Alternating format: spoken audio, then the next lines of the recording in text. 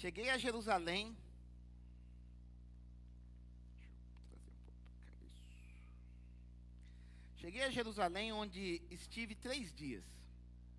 Então à noite me levantei, e uns poucos homens comigo. Não declarei a ninguém o que meu Deus me pusera no coração para eu fazer em Jerusalém. Não havia comigo animal algum, senão o que eu montava. De noite, saí pela porta do vale, para o lado da fonte do dragão, e para a porta do monturo, e contemplei os muros de Jerusalém que estavam assolados, cujas portas tinham sido consumidas pelo fogo. Passei a porta da fonte e ao açude do rei, mas não havia lugar por onde passasse o animal que eu montava. Subi à noite pelo ribeiro e contemplei ainda os muros. Voltei, entrei pela porta do vale e tornei para casa. Não sabiam os magistrados onde eu fora, nem o que eu fazia, pois até aqui não havia eu declarado coisa alguma, nem aos judeus, nem aos sacerdotes, nem aos nobres, nem aos magistrados, nem ao mais que faziam a obra. Então lhes disse: estáis vendo a miséria em que estamos, Jerusalém assolada e as suas portas queimadas. Vinde, pois, reedifiquemos os muros de Jerusalém e deixemos de ser opróbrio. E lhes declarei como a boa mão do meu Deus estivera comigo, e também as palavras que o rei me falara. Então disseram: disponhamo-nos e edifiquemos, e fortaleceram as mãos para a obra. Porém Sambalá, o horonita, e Tobias, o servo amonita, e Gesem, o arábio, quando o souberam, zombaram de nós e nos desprezaram, e disseram: que é isso que fazeis? Quereis rebelar-vos contra o rei? Então lhes respondi: o Deus dos céus é quem nos dará bom êxito. Nós, seus servos, nos disporemos e reedificaremos. Vós, todavia, não tendes parte, nem direito, nem memorial em Jerusalém. Aleluia. Gente, muralha de proteção, o nome dessa mensagem. A gente vê aqui a história de um homem, né, Neemias. Neemias, ele era um servo, um homem de Israel, que depois do cativeiro babilônico, né, o cativeiro babilônico foi encerrado pela nação dos medos e dos persas, né? Mas são nações ali da região da Babilônia, região hoje do Iraque, aquela regiãozinha calma que a gente quase não ouve falar deles na televisão, né? Foram eles que libertaram o povo de Israel, e Neemias foi trabalhar com o rei, um rei chamado Artaxerxes. E Neemias, ele exercia uma função fundamental ali no reinado da Pérsia. Ele era o copeiro do rei. E hoje, quando a gente fala de copeiro, né, a gente pensa que é um garçom qualquer, não desprezando a profissão de garçom, mas a gente pensa que é um levador de copo, né? Mas é muito mais que isso.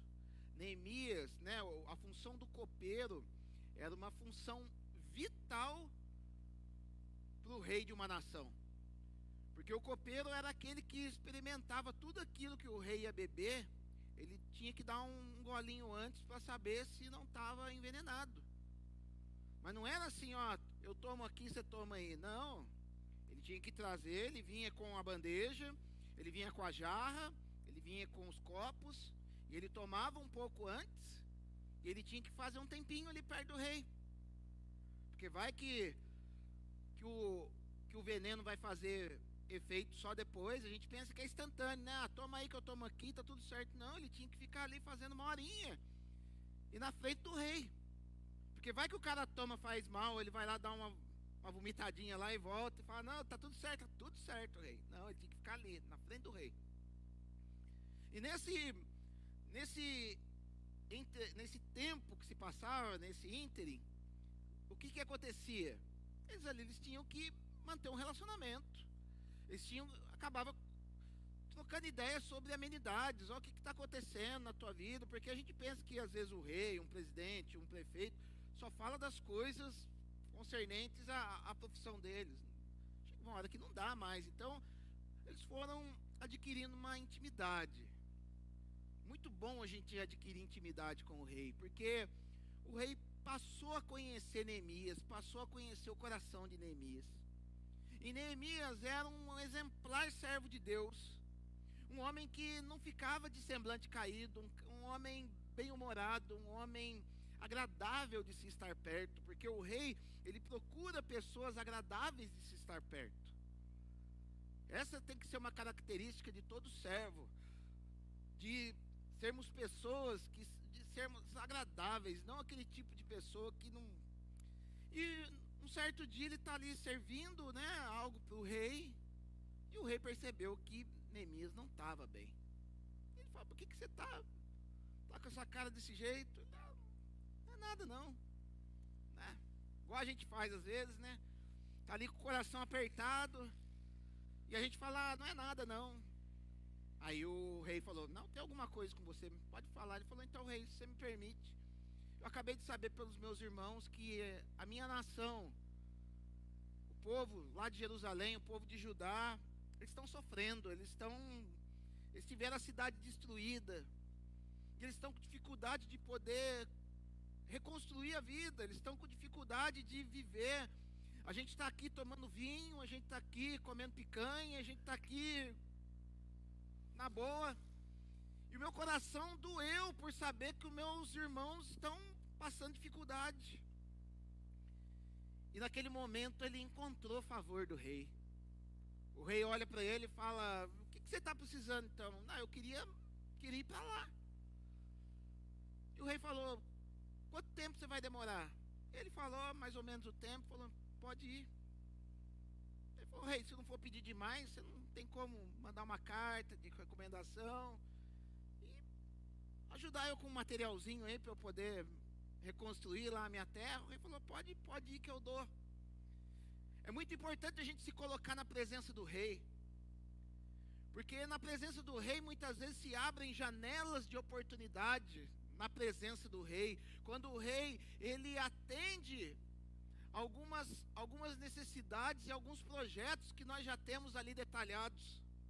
Pergunto para você, você tem um projeto estabelecido para quando o rei, ele se voltar para você, para que quando o rei abra essa janela de oportunidade na tua vida, você possa ser agraciado por ele?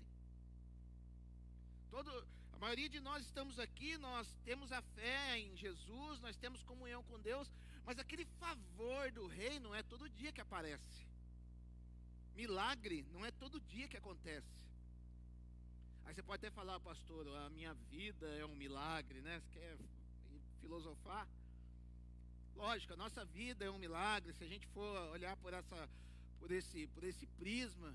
Mas eu estou falando daquela coisa de milagre, de você ser visitado ali com uma cura de uma doença incurável, você for visitado com R$1 milhão na sua conta, você vai ser visitado com um milagre. Milagres que não acontecem todo dia. Porque adentrar na presença do rei e achar favor do rei para receber algo, não é todo dia que acontece. A gente vê lá, lembra de Esther? Esther era casada com o rei. Ela teve relacionamento com o rei, mas ela por um tempo teve que ficar afastada do rei. E o povo de Israel começou a ser perseguido. E o seu tio chega para ela lá e fala assim, então, fala com o rei lá, porque você... E ela fica meio... E o rei fala assim, né, se de todo te calares, socorro e livramento de outra parte virão. Quem sabe não foi para esse tempo que Deus te levantou? E ela foi, ela adentrou, ela arriscou, ela ela ousou entrar na presença do rei sem ser chamada. E quando ela entra na presença do rei sem ser chamada, o rei estende o cetro na direção dela e fala: pode falar, o que você deseja, até metade do meu reino te darei. Deixa eu te dizer uma coisa: ouse entrar na presença do rei, estabeleça comunhão com o rei, mas entre na presença do rei certo daquilo que você vai pedir. Entre na presença do rei sabendo aquilo que você necessita, porque pode ser que aquela seja uma das únicas janelas de oportunidade que ele pode te dar. Quando o apóstolo Félix ele veio para cá em Taubaté, e a gente foi ter um tempo com ele lá à tarde, e ele olhou para mim e falou assim: imagina se eu tenho 10 milhões de dólares para te dar. Qual projeto você apresentaria para mim, para eu poder... E esses 10 milhões de dólares só seriam liberados na tua vida para abençoar você em um projeto. Aí eu olhei para a cara dele, eu falei assim, aquela cabecinha de formiga, né? Queria um lugar melhor, queria uma salinha para as crianças, uma sala para atender as pessoas, uma igreja moderna, com equipamento melhor. Ele falou assim: cara, eu estou falando para você que eu vou te dar 10 milhões de dólares. O que você está pedindo para mim, se custar R$1 milhão é muito. Que seja 2 milhões de reais, eu tenho muito mais para te dar, e você me vem apresentar isso aí para mim. Mas por que ele fez isso para mim? Para mostrar para mim, para Elisandra, que nós precisávamos ter um projeto diante do Senhor, que a gente precisa ter estabelecido metas ousadas, para que um dia, quando o rei estender o cetro, quando Deus liberar o favor dele para nós sejamos atendidos. Pergunto para você se já tem uma lista. Eu com a Elisandra saímos de lá naquele dia e sentamos. A gente continua querendo um lugar bem ajeitado, uma escola, uma casa de recuperação, um lugar para poder treinar as pessoas de forma para poder dar uma profissão para as pessoas. Nós queremos um complexo social, e com isso vai gastar uns 10 milhões de dólares. E a gente foi lá e fez. Por quê? Quando a gente tem aliança com o rei, quando a gente estabelece comunhão com o rei, um dia a gente vai ter o favor dele, e o favor dele vai superar aquilo que nós estamos esperando. Porque Efésios 3:20 vai dizer que Deus é poderoso para nos dar muito mais abundantemente, além daquilo que pedimos ou pensamos, conforme o poder dele que em nós opera. Tudo aquilo que Deus deu para mim, não que eu de teimoso fui lá e tentei fazer, mas tudo aquilo que Deus deu para mim foi sempre a mais daquilo que eu esperava. Sempre Deus ele faz transbordando, sempre Deus ele faz com excelência. Então ele sai dali, da presença do rei, com autorização, com passaporte para cruzar todas as nações, e sai com, gente, naquela época, da Babilônia, ali, da região da Pérsia, até Jerusalém, não tinha mar, não tinha rio grande para poder, que levasse até Jerusalém. Tinha que ser no jumento. Imagina um exército de jumento que foi disponibilizado para Neemias. Fora as madeiras, fora recursos, fora tudo isso. Ele foi para Jerusalém com todos os recursos necessários para atender a necessidade do seu povo. Outra coisa que nós devemos aprender: todo pedido para o rei não deve envolver somente as nossas necessidades. Todos os pedidos para o rei devem ser envolvidos com algo que possa alcançar não somente a nós, mas todos aqueles que nos rodeiam. Porque a gente tem mania de fazer projeto particular, né? A gente quer, eu quero saber de mim. E Tiago vai dizer, né, você pede e não recebe, porque você pede mal, porque é para gastar nos seus próprios deleites. Mas quando a gente pede algo que seja coletivo, algo que vá alcançar o reino de Deus, o rei ele tem prazer de disponibilizar isso. Sabe por quê? Porque Deus, Ele inclina o coração de governantes, Deus, Ele inclina o coração de pessoas, para que essas pessoas possam nos abençoar. É assim que acontece. Então Neemias veio. Está vendo porque que eu quero um... Aí Neemias foi para Jerusalém. E a viagem para Jerusalém durava de 2 a 3 meses. Não era um negocinho, eu vou ali, não, ele de 2 a 3 meses. A palavra Neemias, sabe o que quer dizer? Deus conforta. Neemias é o símbolo do Espírito Santo. Neemias, ele é o tipo do Espírito Santo na Bíblia, onde ele se relaciona com o rei que faz o papel de Deus Pai. E quando o Espírito Santo está ali intercedendo por nós, né? Na verdade, hoje o Espírito Santo está conosco e quem faz esse papel de intercessor é Jesus. Vai falar que Jesus, ele está sentado à destra de Deus e intercede por nós. Então ele fica lá com Deus, lá, ó, abençoa o meu povo que está lá embaixo, abençoa a minha noiva que está lá embaixo, dá recurso. E Deus fala assim, então tá bom, eu vou abençoar. E Ele manda, né? Ele trabalha através do seu Espírito, o Espírito Santo. Ele faz o papel de Neemias, porque um dos atributos do Espírito Santo é que Ele é o nosso confortador. Ele é o nosso paracleto, Ele é o nosso advogado, Ele é o príncipe, Ele é o Deus de toda consolação. Essa característica consoladora do Espírito Santo é maravilhosa, porque ela pode agir em nós de maneira pontual. Por exemplo, na morte de um ente querido, a gente não vai interceder pela alma daquela pessoa, porque não tem nada a ver isso, não está na Bíblia.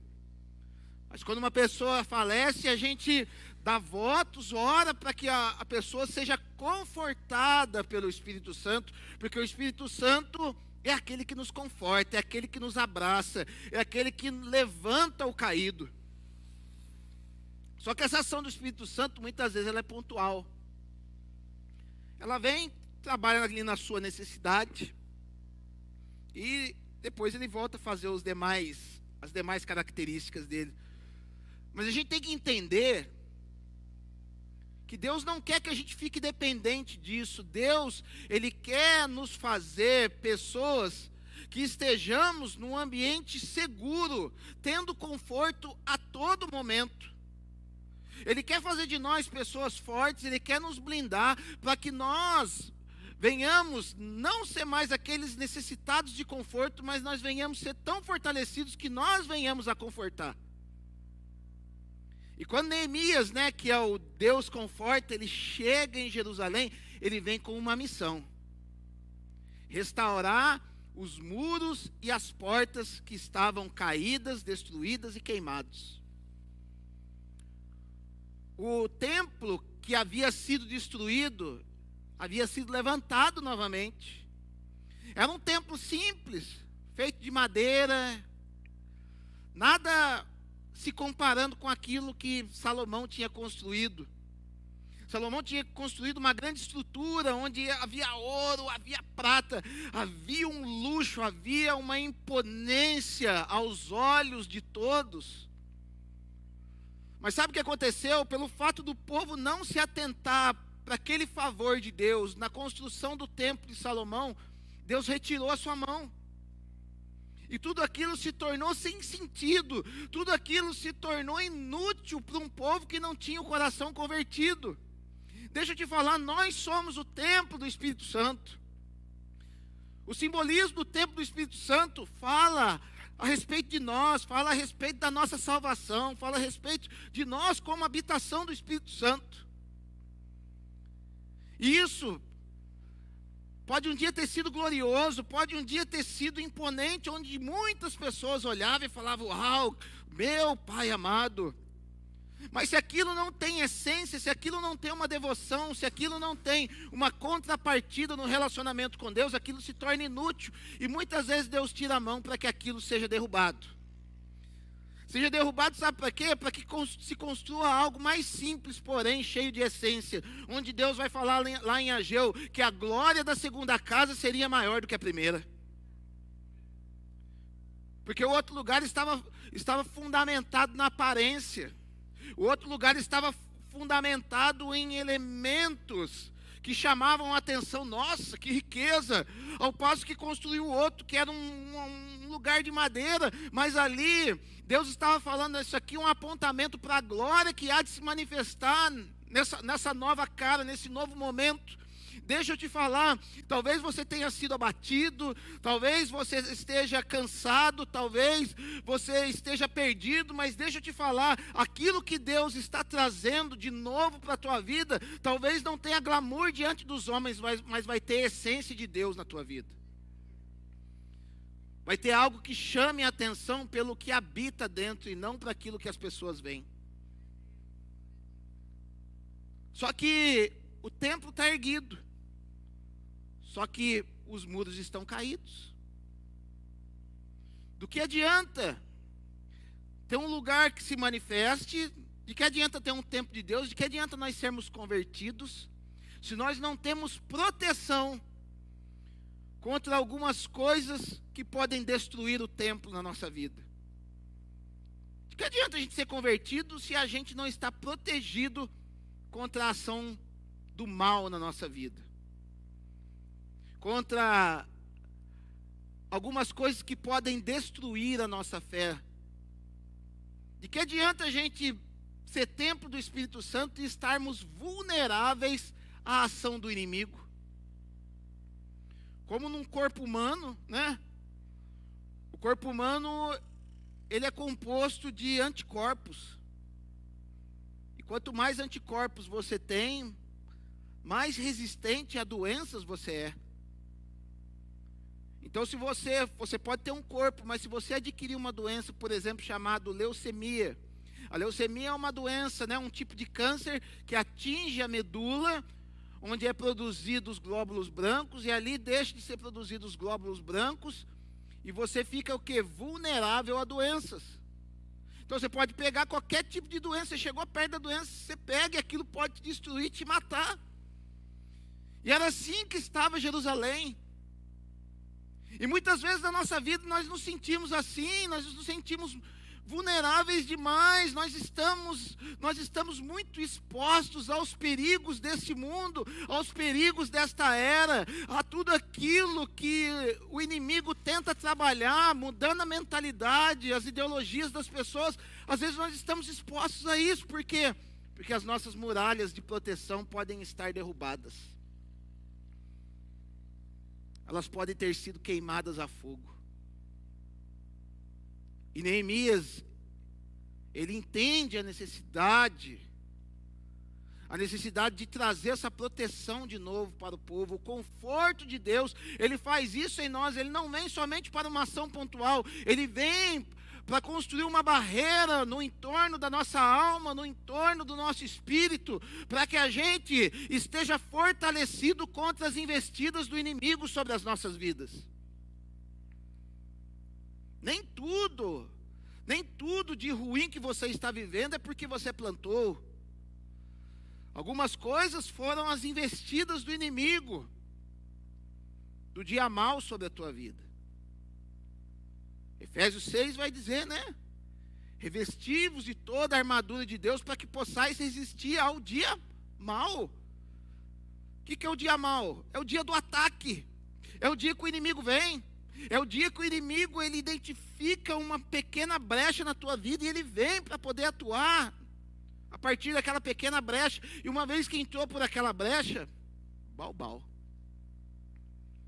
Então, ele vai para Jerusalém, ele se sacrifica pelo seu povo, porque Neemias é o símbolo, como eu disse, é o símbolo do Espírito Santo, e o Espírito Santo ele é fundamentado no puro amor. E o puro amor não pensa somente em si mesmo, não pensa no seu conforto. E perceba o que Deus faz quando foi encontrado favor diante de Deus. Ele tira a proteção de um rei para colocar a proteção sobre um povo. Neemias, ele era o muro de proteção para o rei da Pérsia.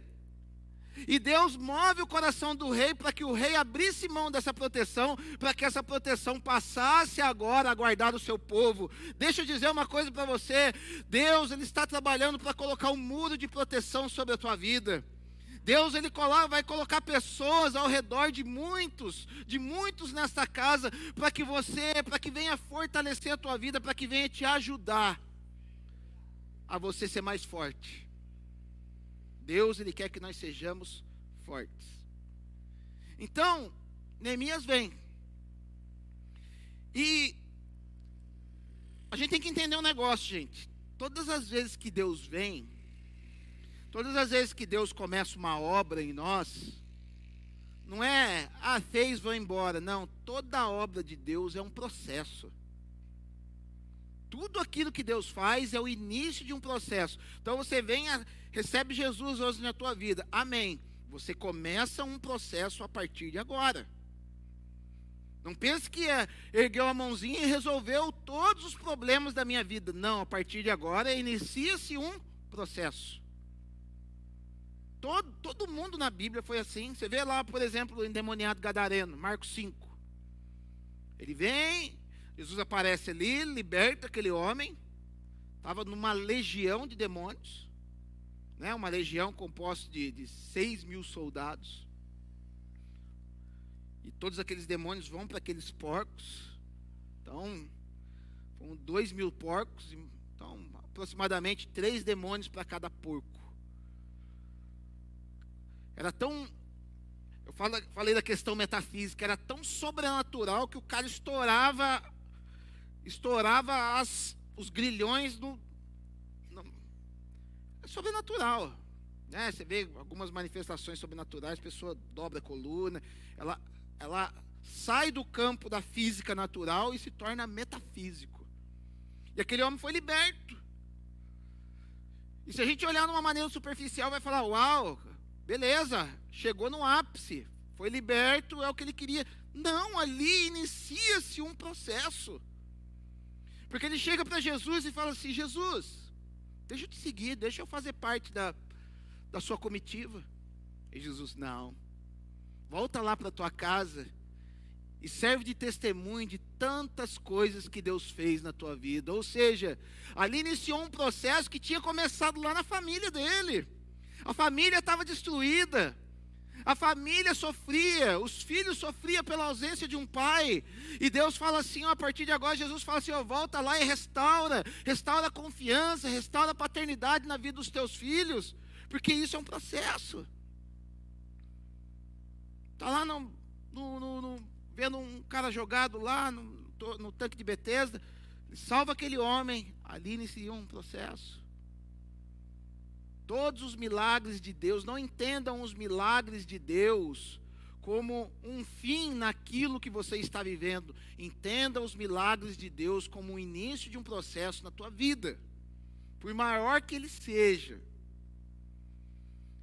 E Neemias, a partir do momento que ele recebe a informação que o povo estava sofrendo, ali iniciou um processo. Ele vem e ele dá sequência a esse processo, que é o mesmo que eu quero trazer como uma jogada de mestre que o Senhor fez, trabalhando no coração de Neemias, trabalhando no coração desse homem que era um confortador. Ele chega em Jerusalém e ele faz algo diferente que muitos de nós fazemos. Porque a maioria de nós, quando quer estabelecer algo da parte do Senhor, a gente quer fazer uma carreata, a gente quer fazer uma festa, a gente faz um banner, coloca na internet e tal, uma série de coisas. Ele não, ele chegou quietinho. Ele vem com a sua comitiva, se estabelece num lugar e vai falar que durante 3 dias, imagine, 3 dias são os dias do estabelecimento da obra de Deus. 3 dias Jesus foi morto e ressuscitou. E vai falar que durante esses 3 dias, ele de noite, para não chamar atenção, ele pega o seu jumento e sai para reconhecer o terreno. Sai para reconhecer a situação. Porque deixa eu te falar uma coisa. Você pode saber de algumas coisas por aquilo que os outros falaram.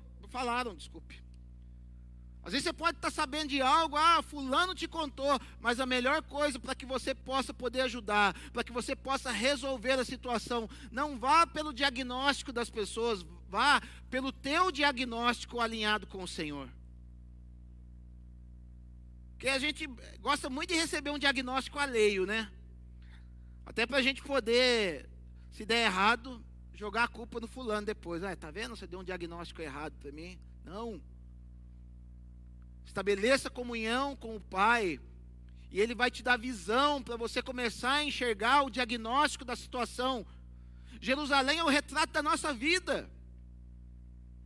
Neemias é o retrato do Espírito Santo. E o Espírito Santo, ele começa a sondar as nossas vidas. Ele vem sobre as nossas vidas para começar a sondar, para ver o que vai ser necessário, qual ferramenta que ele vai usar. Porque a gente pensa que é tudo uma ferramenta só, né? Então, o cara vai lá, vai cortar uma barra de ferro, ele quer usar serrote. Não tem jeito, tem que usar aquela serrinha de fita. Só que não adianta você querer cortar um tronco de madeira com uma serrinha de fita. Daí tem que usar serrote. Para cada situação, há uma ferramenta vinda do céu. Neemias, ele queria entender. O Espírito Santo quer te entender. E ele vai sondar, ele vai escutar o nosso coração, ele vai entrar nas nossas entranhas, ele vai começar a entender as coisas que estão passando. Porque Deus, ele não tem pressa de resolver situações. Quem tem pressa somos nós. Mas tudo aquilo que é feito com pressa, a pressa é sinal de alguém que não tem o controle de algo, é de alguém que está atrasado, de alguém que se perdeu. E Deus, ele não tem problema com o tempo. Deus, ele não tem problema com o tempo. Deus, ele preza pela qualidade. A gente hoje prefere pegar algo ruim rápido do que pegar algo demorado, mas bom. Deus não é assim. Deus, ele trabalha no tempo dele. Sabe por quê? Porque ele é eterno. E quando nós nos conectamos à eternidade de Deus, a gente passa a ser eterno também. A gente começa a ficar mais paciente, a gente começa a ficar mais tranquilo, a gente começa a entender que para tudo há um tempo. Então Neemias, ele desce e vai falar que à noite, sem ninguém ver, vai falar que é ele e umas poucas pessoas, sabe? Algumas coisas na tua vida, não é todo mundo que precisa ficar sabendo. Alguns problemas que você está passando, não é todo mundo que precisa ficar sabendo. É você e algumas poucas pessoas. É você, é o teu líder, teu pastor, tua pastora. Mas um outro, acabou. E ele pega esse pessoal selecionado e ele começa a entrar dentro da muralha. E perceba, então vai falar que ele começa uma jornada dentro da muralha, dentro da cidade. E para entrar dentro da cidade, ele tinha que abrir uma porta. Uma porta que estava toda torta, destruída, queimada a fogo. Mas a primeira porta que ele entra, olha lá, de noite sair pela porta do vale. A primeira porta que o Senhor vai entrar na nossa vida é a porta do vale. Vale vai falar de um lugar de depressão, vai falar de um lugar de solidão, vai falar de um lugar de medos, vai falar de um lugar de tormentos. Qual é a porta da tua vida, né? Qual é a porta do vale para a tua vida? Qual é a porta na tua vida que leva você a ficar depressivo?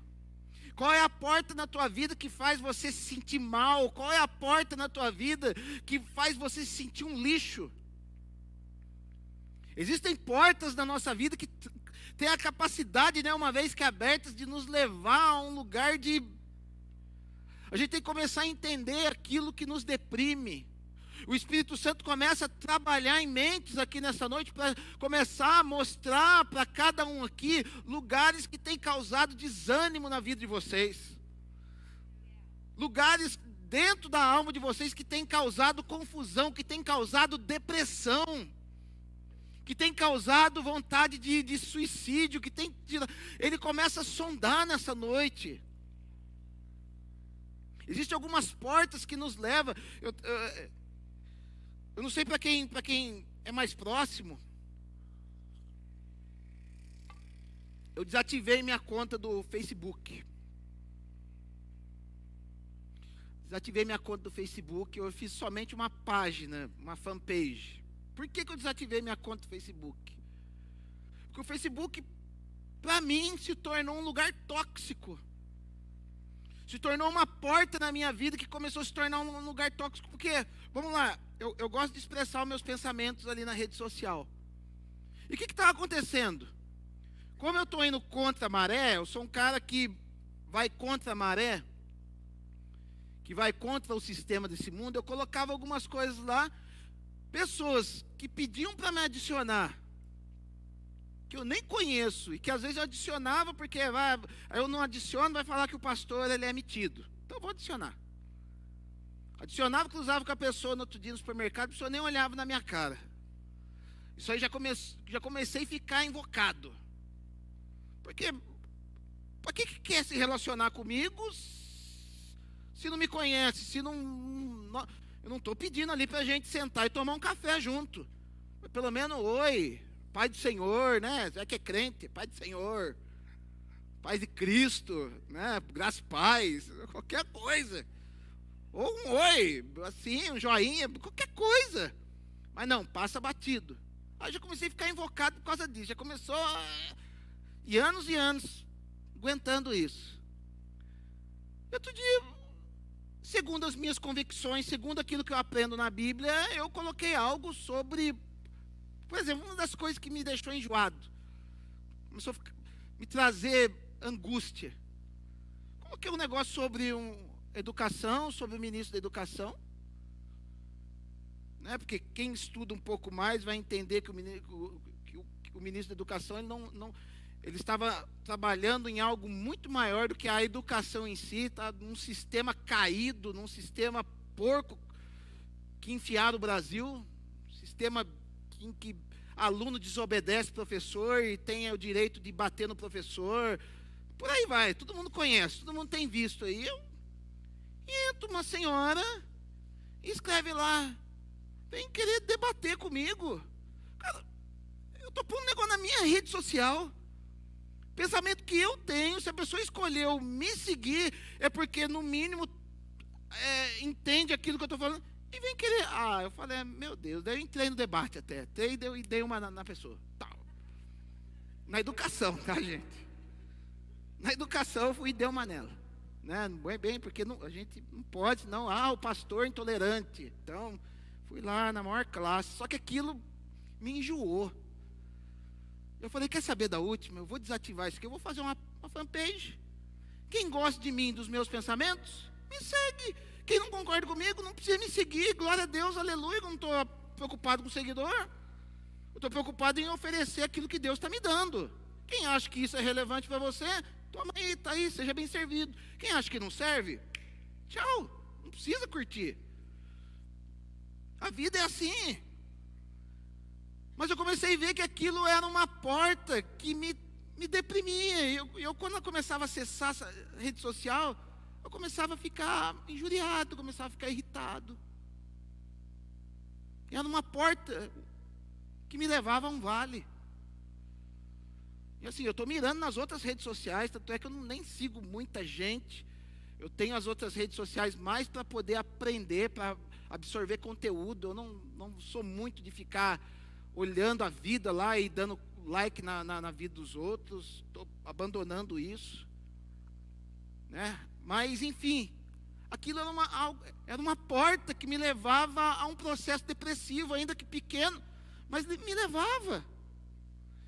Quando a gente vai ver os escritos do doutor Augusto Cury, ele fala que uma das consequências, né, dessa sociedade pós-moderna que nós vivemos, cheia de tecnologia e cheia de informação, né, é a síndrome do pensamento acelerado.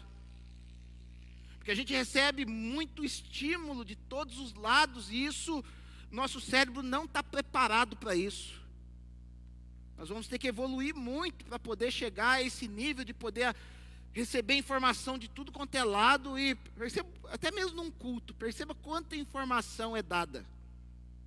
Você está aqui adorando, tem letra no telão, tem luz piscando, tem gente erguendo a voz, tem um teclado tocando, imagina quantas informações seu cérebro tem que processar. E ele fala que uma das coisas que tem, uma das consequências do síndrome do pensamento acelerado, é que o excesso de informação, ele abre algumas janelas na nossa mente, chamadas janelas killer. E essas janelas killer são o quê? São janelas que se abrem na nossa mente, na nossa alma, que nos fazem entrar em processos depressivos, que nos fazem ficar inquietos. E a gente precisa começar a identificar isso, sabe por quê? Porque na hora que Deus ele começar a construir, Deus ele começa a construir essa nova muralha, esse novo muro, esse muro que vai nos proteger, essas portas elas vão ter que estar plenamente fechadas e edificadas. São portas, sabe, é o tipo de porta, essa porta do vale, é o tipo de porta que somente precisa ter 2 cópias dessa chave. Uma é você que toma conta e outra você entrega para Deus. Não dê a chave das portas do vale para qualquer pessoa, não dê para qualquer ideologia, não dê para qualquer um que chegue falando que é teu amiguinho, que quer aquilo, que quer aquilo. Não dê uma cópia dessa chave para ninguém. Não se permita isso deprime. Ah, mas o que vão pensar de mim? Não ligue para o que as pessoas vão pensar. Quem tem que ter a chave é você e Jesus, o resto vai para a galera, cara. Então, quando ele entra nessa porta, que é a porta das nossas depressões, de tudo aquilo que é mal em nós, ele se inclina, justamente, aquilo levava ele justamente para um lugar, a fonte do dragão. De noite, sair pela porta do vale, para o lado da fonte do dragão. O que é a fonte do dragão? É a fonte justamente que fala das coisas más na nossa alma. Dragão aqui é a palavra tanim. Tanim é a serpente, é o réptil, que traz uma semelhança do Nacã. Nacã é a serpente que enganou Eva.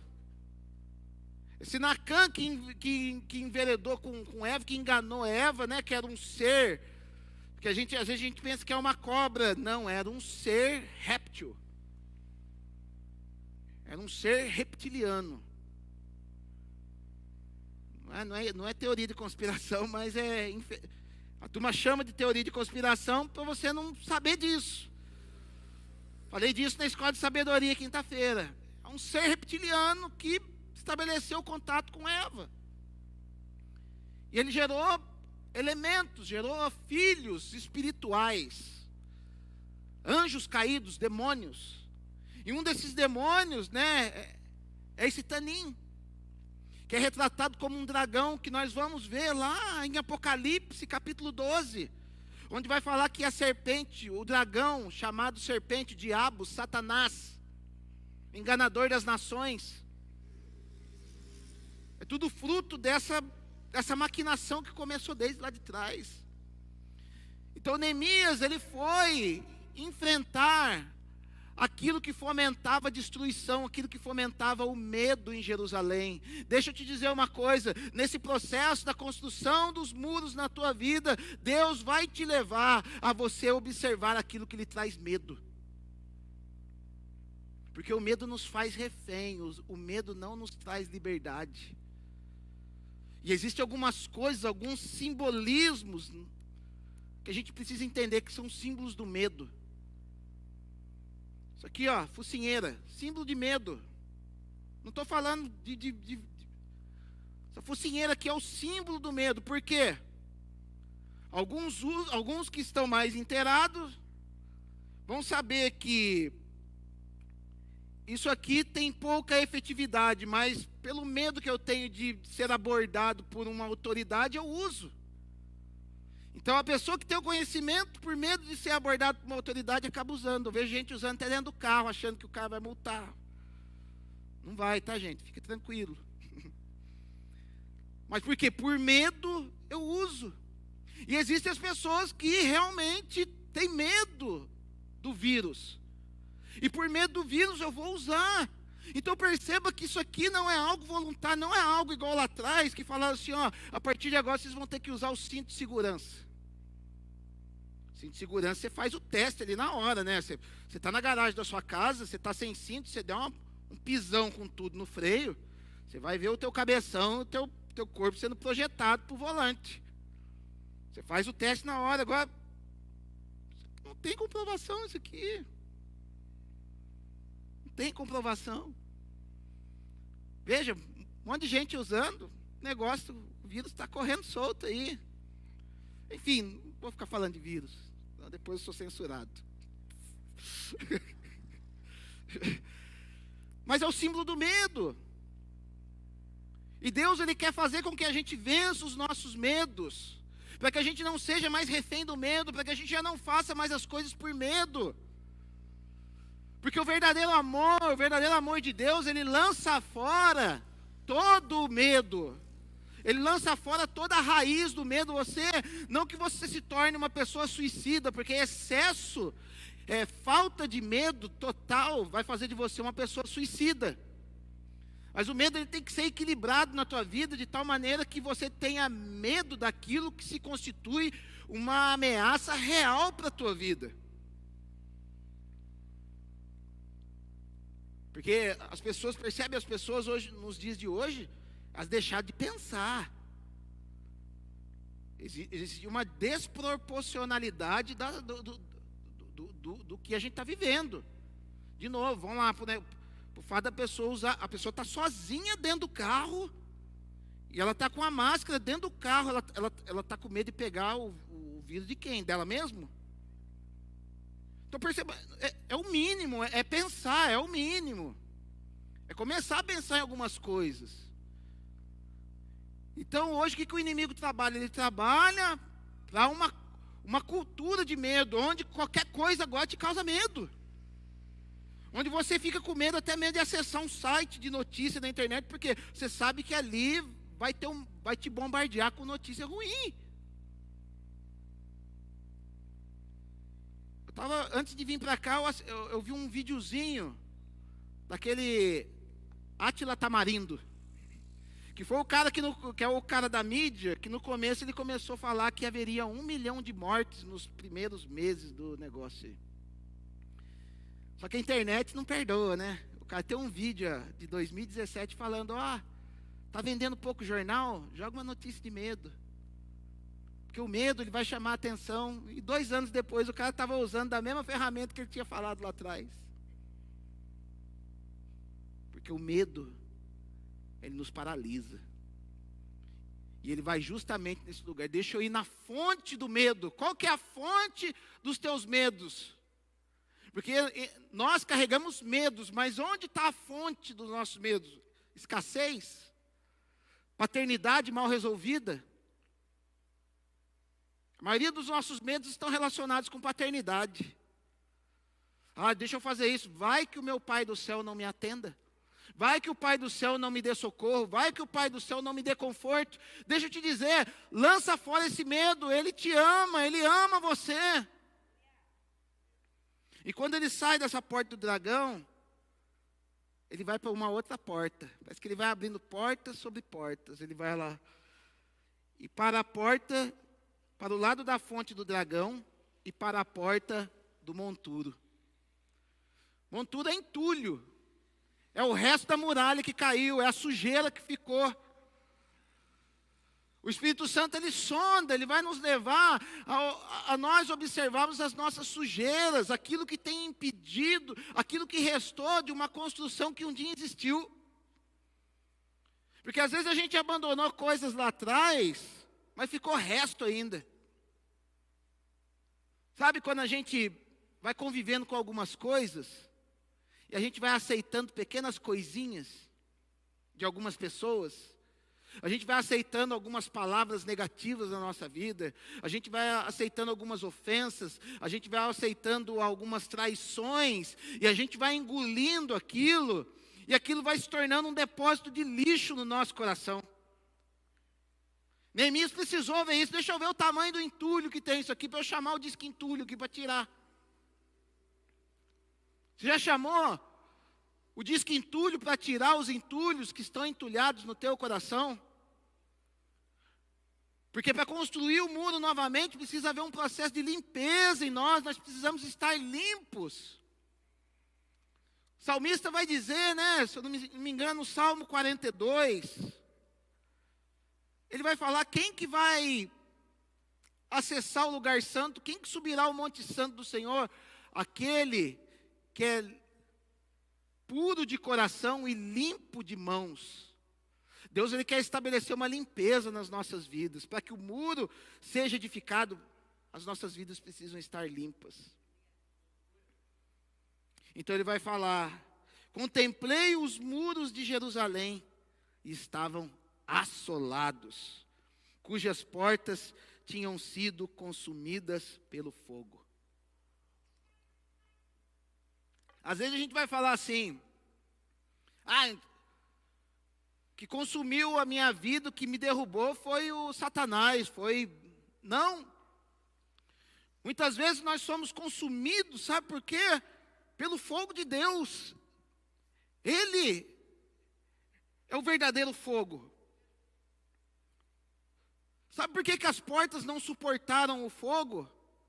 Porque as portas são o simbolismo da nossa aliança com Deus. As portas são o simbolismo da nossa confiança no Senhor. As portas são o simbolismo de uma boa construção sobre a base chamada Jesus Cristo. E quando essa boa base chamada Jesus Cristo, eu entendo essa boa base e começo a construir coisas segundo Cristo me mandou construir, o fogo de Deus não vai me derrubar. O fogo de Deus vai me refinar. O fogo de Deus, ele te consome ou ele te refina? Essas portas foram erguidas, elas foram estabelecidas com material, provavelmente um material bom. Mas a diferença foi o quê? Pela falta de devoção. Eu vou ler para vocês um texto que vai falar o que aconteceu antes das portas serem destruídas. Pela falta de devoção, sacerdotes que deixaram seu ministério, pessoas que se corromperam, as portas se tornaram fracas diante do fogo de Deus. Existem algumas portas que são fracas mesmo, né?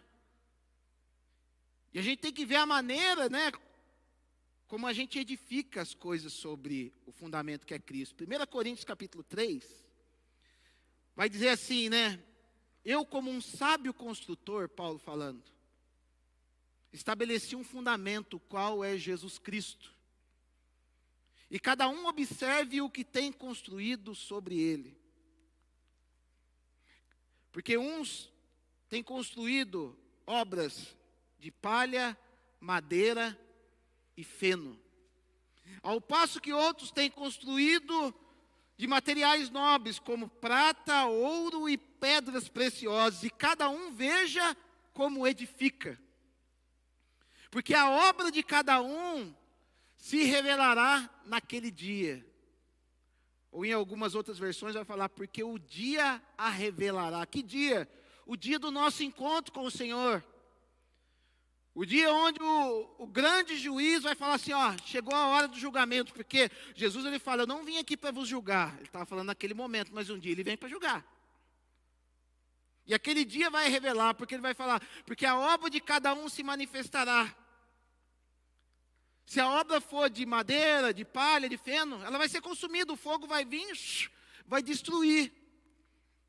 Mas se aquilo que nós estamos construindo em Cristo são de materiais nobres, se aquilo que eu estou fazendo em Cristo é para Cristo, é algo glorioso, é algo com zelo, é algo com devoção, é algo com choro, é algo com paixão, é algo com amor, o fogo só vai vir para te refinar. Então o ouro que estava ali se tornará um ouro mais puro. A prata que estava ali continuará sendo prata, mas se tornará uma prata mais pura. As pedras preciosas que estiverem ali continuarão sendo pedras preciosas, mas serão pedras preciosas mais puras. Ao passo que aquilo que era de madeira e tudo virou o quê? Cinza. Foi o que aconteceu com essas portas. Não que fossem portas vagabundas em si, mas tinham sido construídas sem zelo, tinham sido construídas de maneira, é para Jesus mesmo. Faltou devoção, faltou zelo, faltou cuidado com as portas, faltou cuidado com a cidade, faltou cuidado com o templo do Espírito Santo. Nós precisamos zelar mais pelo nosso relacionamento que nós temos com Jesus. Uma chuvinha não pode tirar o teu culto. Uma gripezinha não pode te afastar de vir à igreja. Uma preguicinha não pode te afastar da palavra de Deus. Um desentendimento qualquer não pode fazer com que você desista da igreja. Seja pedra preciosa, seja material nobre na presença do Senhor. Então, quando ele vê que as portas estavam todas, ele chega a uma conclusão. No verso 17. Ele olha para aquela turminha que estava com ele. Essa é a hora da verdade nas nossas vidas. Então lhes disse: estáis vendo a miséria que estamos? Jerusalém assolada e as suas portas queimadas. Vinde, pois, reedifiquemos os muros de Jerusalém e deixemos de ser opróbrio. Deixemos de ser vergonha. A gente precisa, muitas vezes, ter esse choque de realidade. Sabe por quê? Porque o ser humano, existe algo que Deus colocou dentro de nós que é bom para as coisas boas, mas para as coisas ruins são ruins. É a nossa capacidade de adaptação. E a nossa capacidade de adaptação é o quê? É Deus dando isso para nós, para que a gente possa frutificar até mesmo em meio às dificuldades. A capacidade de adaptação que Deus deu para nós é com esse intuito. Só que quando o pecado, ele habita o nosso ser, essa capacidade de adaptação faz com que a gente conviva com o pecado sem perceber. Que a gente comece a habitar no meio do lixo, que a gente comece a aceitar as coisas que não são para nós e achar que aquilo é normal.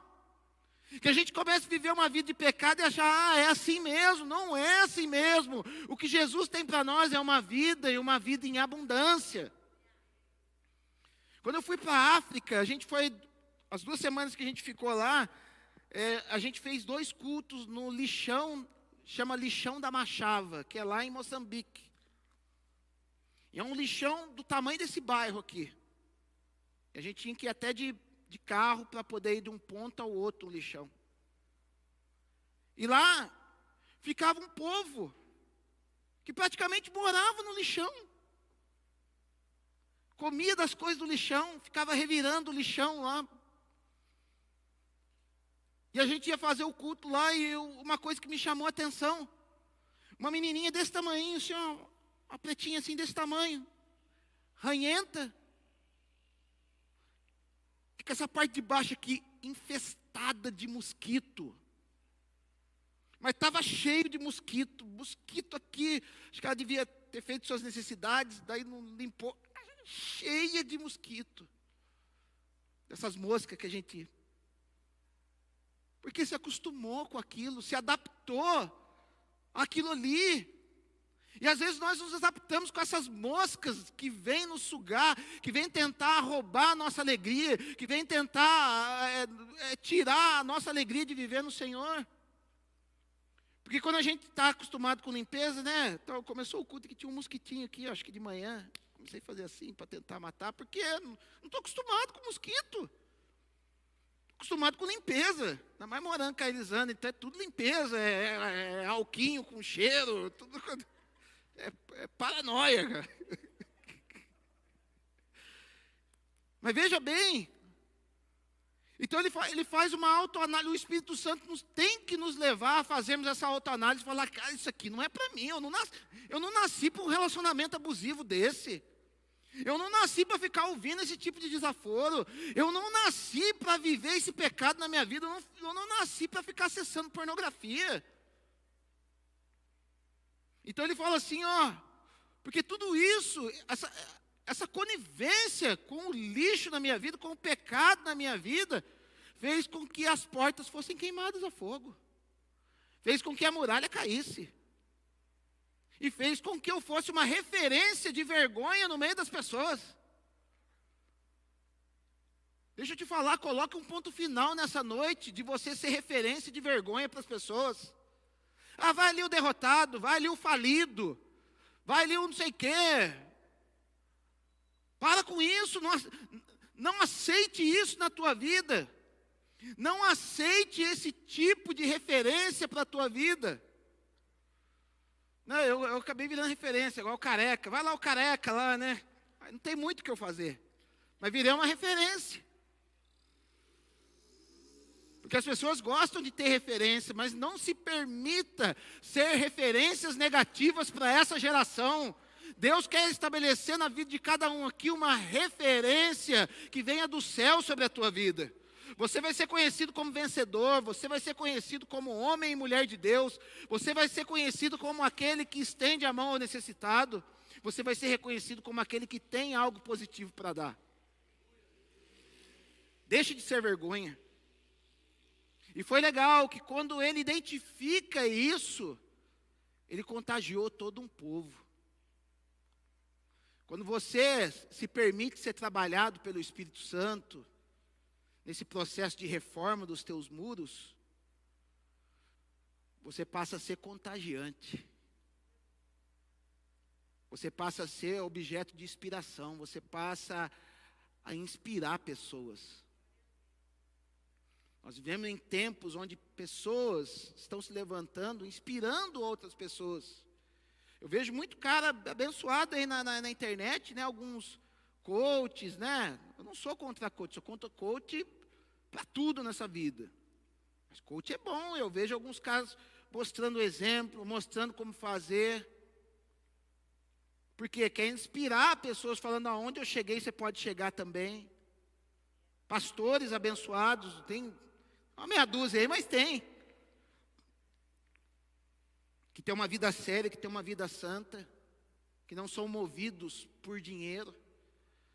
Falando, ó, onde eu cheguei, você pode chegar também. Abençoa pessoas. Não está preocupado só em receber, mas quer dar também. Então isso inspirou pessoas. Um homem que se colocou em Deus inspirou pessoas. Porque Deus está procurando pessoas que estejam trabalhando para poder reconstruir a muralha. Para poder reconstruir vidas, para poder reconstruir a tua própria vida. Será que você não esqueceu da tua própria vida? Das brechas que se apresentaram na tua própria vida? Porque não tem como você reparar a brecha dos outros sem reparar primeiro a tua brecha. Porque a gente vive em tempos, né, que tem crescido o número de identificadores de brecha. Ah, pastora, tem uma brecha lá. Não é bem daquele jeito, não. Mas beleza. O que você está fazendo para... Porque deixa eu falar uma coisa. Quando você identifica uma brecha, você é responsável a tapar essa brecha. Porque é muito fácil, né? Ó, pastor, fulano lá está com brecha, conserta aí. Afinal, né, você é pago para isso. Não funciona assim não, gente. Quando Deus nos dá a graça de enxergarmos as brechas, é porque Deus está nos levantando, porque nós temos capacidade de tapar aquelas brechas. Sabe o que aconteceu tudo isso aqui? Abra lá em Ezequiel capítulo 22.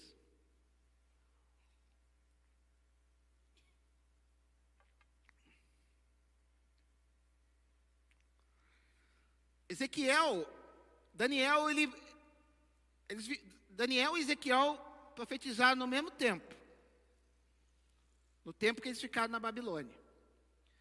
Daniel profetizava para os nobres, né, dentro dos palácios.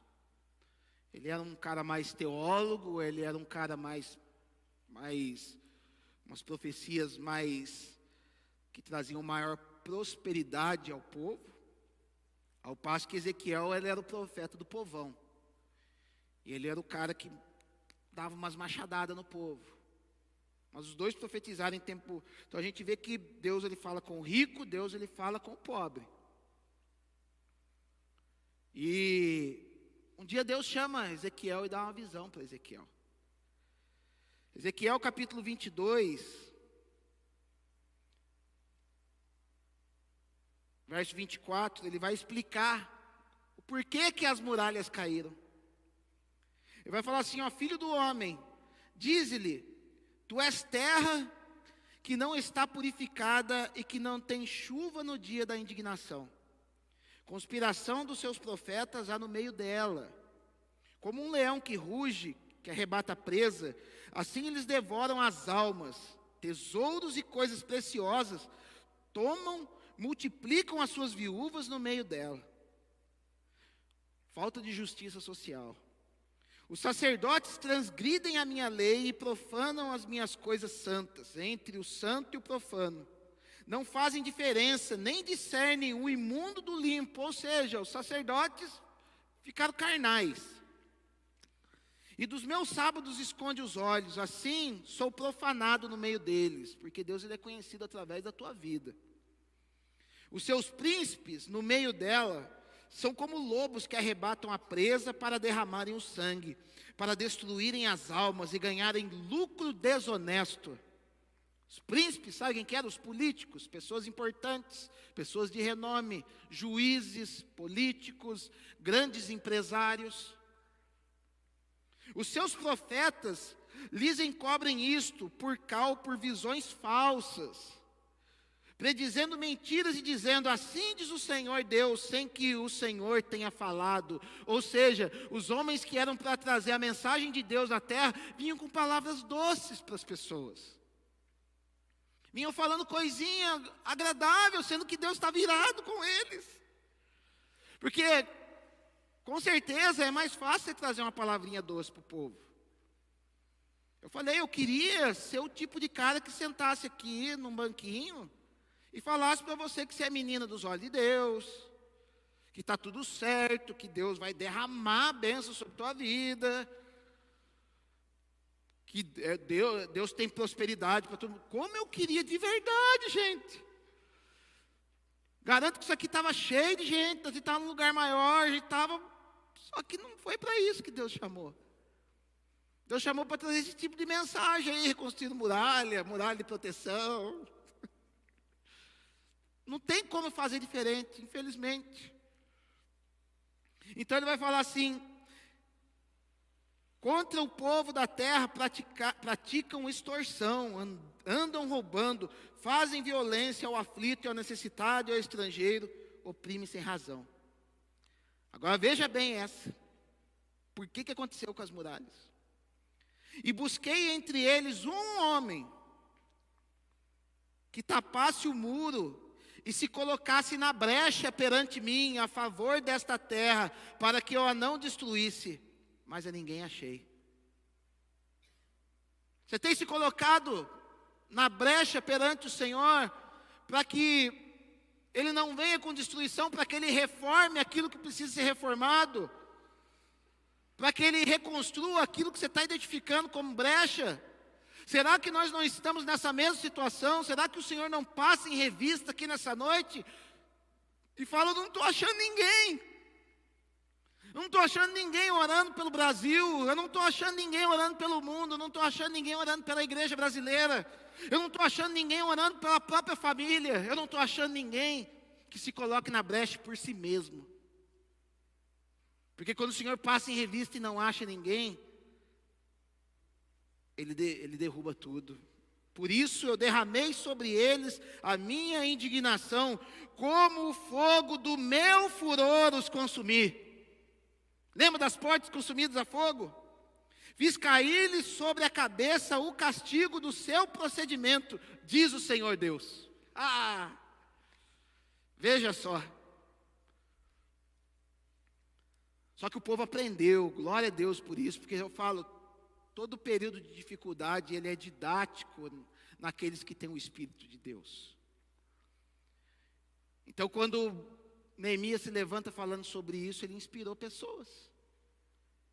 E cada um tomou a sua responsabilidade diante de Deus. Então vai falar lá no capítulo 3. Então se dispôs Eliasibe, o sumo sacerdote, com os sacerdotes, seus irmãos, e reedificaram a porta das ovelhas.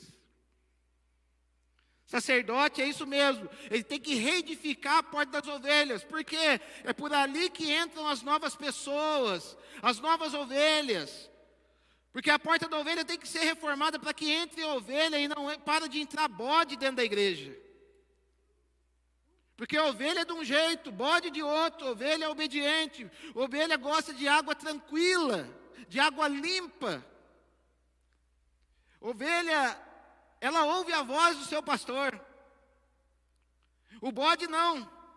O bode ele vive no meio da sujeira. O bode, ele vê o pastor, ele quer dar chifrada nele, ele quer dar sarrada nele, ele quer fazer tudo aquilo que não presta. E está na hora de haver uma reforma na porta das ovelhas, para que verdadeiramente ovelhas venham passar por ela. Porque uma vez que passa, vai achar limpa para tomar. Vai falar também, os filhos, verso 3, e Asenai edificaram a porta do peixe, ou seja, dos fundamentos cristãos. Joiada, repararam a porta velha, ou seja, a porta do passado das nossas vidas, precisam ser reparadas. Tem gente que ainda não lida bem com o seu passado. E se você não lida bem com o seu passado, há um problema de fé na tua vida. A fé não é para aquilo que você vai conseguir, a fé é para aquilo que você encontra em Deus e que purifica e sara o teu passado. Romanos capítulo 5 vai dizer, tendo pois fé em Deus, temos paz com Deus, por meio do seu Filho, nosso Senhor Jesus Cristo, em quem temos nele a salvação. A fé, ela cura o teu passado. A esperança, ela cura do teu futuro. E o amor cuida do teu presente. Fé, esperança e amor. A fé, ela trabalha no teu passado. Se você ainda, eu tenho traumas, eu ainda não perdoei, eu ainda lembro. Deixa eu te falar uma coisa. Trabalhe a tua fé. Antes eu era pecador, eu roubei. Cara, tendo, pois, por meio da fé nós temos paz com Deus. O sangue de Jesus Cristo já cuidou de tudo aquilo, para que você possa viver o teu presente em amor, para que você possa viver o teu presente em fidelidade, para que você possa viver o teu presente em prosperidade, para que você tenha esperança no teu futuro. Então, meu passado foi consertado em Cristo. O amor, eu fluo. Por quê? Porque eu conheci o amor em pessoa. Porque às vezes as pessoas ficam conceituando. Pastor, o amor é sentimento ou é atitude? Nenhum dos dois, o amor é uma pessoa. O amor é uma pessoa. E quando eu conheço essa pessoa, ela me faz viver sentimentos e atitudes. Ela trabalha nos meus dois lados cerebrais. No lado da razão e no lado da emoção. Então é uma pessoa que me faz, que conserta, que renova o meu lado da emoção e o meu lado da razão, o sentimento e a atitude. Ele consertou essa porta velha. Veio outro, consertou a porta do vale. Veio outro, consertou a porta da fonte. Ou seja, começou um movimento de reforma das portas que precisavam ser reconstruídas. E é isso que Deus está fazendo aqui nessa noite, reformando as portas da tua alma. Vamos se colocar em pé, não vai dar tempo de eu continuar. Talvez eu continue no próximo culto. Mas para finalizar, capítulo 4, verso 6, vai dizer assim: assim edificamos o muro, e todo o muro se fechou até a metade de sua altura, porque o povo tinha ânimo para trabalhar. Deixa eu te perguntar essa noite: você está com ânimo para levantar os teus muros? Você está com um ânimo para levantar os teus muros? Porque eu vejo muita pessoa que não tem mais o ânimo. E o ânimo é o que te move, é o que vai fazer você trabalhar, é o que vai fazer você te mover, é o que vai atrair a força do Espírito Santo sobre a tua vida. Jesus, ele vai falar assim em João capítulo 13, né? No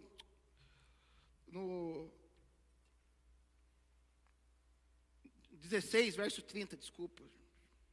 João capítulo 16, verso 30, ele vai falar assim, ó: no mundo tereis aflições, mas tende o bom ânimo. Não se deixe abater. Eu sei que são dias deprimentes, são dias desanimadores, são dias difíceis de verdade. Se é difícil para você, é difícil para mim também, não estou isento disso. Mas nós não podemos desanimar, nós não podemos desistir justamente agora. O pior já passou. A pior parte já passou. Tem de bom ânimo, porque Ele venceu o mundo. E se Ele venceu o mundo, Ele vai nos dar estratégia para vencer tudo isso. Porque nós carregamos o nome do Senhor Jesus na nossa vida. Nós carregamos o nome de Jesus Cristo. E quando nós vencermos, nós vamos falar: quem venceu foi o Senhor Jesus que está em mim. Toda a glória seja dada ao Senhor. E houve uma estratégia, no verso 23, onde ele vai dizer que, como que ele conseguiu chegar até onde chegou. Ele vai falar: nem eu, nem meus irmãos, nem meus moços, nem os homens da guarda que me seguiam, largávamos as nossas vestes. Cada um se deitava com as armas à sua direita. O que ele estava falando? Que enquanto nesse processo de reforma, ele continuou vigilante, ele continuou preparado caso algo ruim viesse a acontecer, caso alguém viesse querer afrontá-lo, ele já estava vestido e com a arma na sua direita para poder enfrentar o inimigo. Deixa eu te dizer uma coisa: Deus não fez você para você fugir do inimigo. Deus te deu armas espirituais, Deus te deu uma espada, um escudo para você poder enfrentar o inimigo. Sabe, um policial, né? Um policial, a gente vê em filmes, né? O cara, ele dorme e a arma dele está do lado, engatilhada. Por quê? Ele sabe, ele conhece a bandidagem, ele sabe como que é o mundo do crime. E o pior, ele já prendeu muito bandido. Pode alguém ali querer vir atrás dele, então ele dorme, esperto. E qualquer barulhinho ele já é treinado para poder atirar naquele bandido que talvez possa adentrar na casa dele.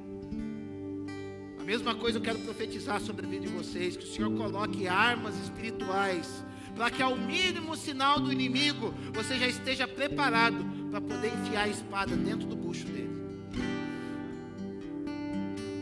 E que para você seja inteligente, você venha de uma vez por todas cortar a cabeça do inimigo, para que essa mentalidade dele não tenha mais acesso na tua vida.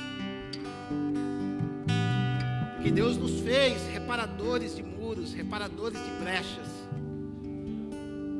Deus quer nos manter num lugar seguro. E Deus, ele tem esse condomínio fechado para nós, sim. A gente pensa que Deus é um Deus socialista, né? Onde está tudo aberto. Não. Existe um condomínio fechado de Deus para as nossas vidas. Sabe? A gente vai ver que essa coisa de muro não é coisa lá de trás, não é coisa exclusivista, mas é coisa para aqueles que estão em Deus. Porque quando a gente vai ler Apocalipse, o último texto, Apocalipse 21, verso 16. vai dizer assim, Apocalipse 21, verso 16. A cidade, está falando do novo céu e da nova terra, da Jerusalém que desce até aqui a terra e forma uma nova dimensão, forma algo transcendental. E ele vai falar assim, a cidade é quadrangular, de comprimento e larguras iguais. E mediu a cidade com vara até 12.000 estádios. O seu comprimento, largura e altura são iguais. Mediu também a sua muralha, 144 côvados. Medida de homem, isto é, de anjo. A estrutura da muralha, olha de que é? É de jaspe, ou seja, de pedra preciosa. Também a cidade é de ouro puro, semelhante a vidro límpido. Essa é a purificação que o fogo traz sobre as nossas vidas. O ouro foi tão refinado para poder construir essas muralhas, para poder construir a cidade santa, que ele se tornou transparente. Ele reflete a face daquele que anda por cima dela. É isso que Deus espera de nós. Que nós cheguemos a um nível de refinamento, que nós cheguemos a um nível de necessidade dessas muralhas ao nosso redor, que a gente pague o preço que for possível pagar, porque isso vai nos dar segurança e conforto diante de Deus. Pai, em nome de Jesus eu quero te adorar, eu quero te agradecer por cada vida que aqui está, Senhor Jesus. Nós te bendizemos, nós te adoramos, nós clamamos, meu Pai, para que as muralhas sejam estabelecidas na nossa vida, para que a gente venha a ser reformado, meu Pai, pela Tua graça. Senhor, que a gente venha a ser transformado, que as portas, meu Pai, que dão acesso, meu Pai, à nossa alma, sejam reedificadas, e venha somente, meu Pai, o Senhor vai ter a cópia dessas portas, meu Pai. Em nome de Jesus, restaura, meu Pai, aquilo que precisa ser restaurado em nossa vida, meu Pai. Dai-nos da Tua graça, dai-nos da Tua presença, dai-nos, Senhor, da Tua estratégia. É o que nós lhe pedimos, meu Pai, em o nome de Jesus. Amém.